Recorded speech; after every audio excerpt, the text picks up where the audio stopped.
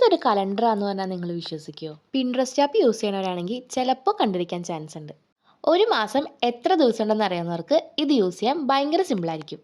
അപ്പോൾ നമ്മളിത് cardboard പീസിലാണ് ഉണ്ടാക്കിയേക്കുന്നത്. Cardboard piece കുഞ്ഞു കുഞ്ഞു പീസായിട്ട് കട്ട് ചെയ്ത്, എന്നിട്ട് കട്ട് ചെയ്ത കാർഡ്ബോർഡ് പീസിനെ ഒന്ന് പെയിൻ്റ് അടിക്കുക അല്ലെങ്കിൽ കളർ പേപ്പർ വെച്ച് കവർ ചെയ്തെടുക്കുക. കട്ട് ചെയ്യുമ്പോൾ നമ്പേഴ്സിന് വേണ്ടി കട്ട് ചെയ്യേണ്ടത് ചെറുതായിട്ടും മന്തിനും ഡേയ്സിനും വേണ്ടി കട്ട് ചെയ്യേണ്ടത് ഇച്ചിരി വലുതായിട്ടും കട്ട് ചെയ്യുക. ഇനി ഇതെല്ലാം വേറൊരു കാർഡ്ബോർഡ് പീസിലേക്ക് അല്ലെങ്കിൽ കട്ടിയുള്ള എന്തെങ്കിലും പീസിലേക്ക് അതൊന്ന് കവർ ചെയ്തിട്ട് അതിനകത്തേക്ക് എല്ലാം അറേഞ്ച് ചെയ്ത് ഒട്ടിച്ചു കൊടുക്കുക. അപ്പോൾ സംഭവം ഇവിടെ റെഡി ആയിട്ടുണ്ട്.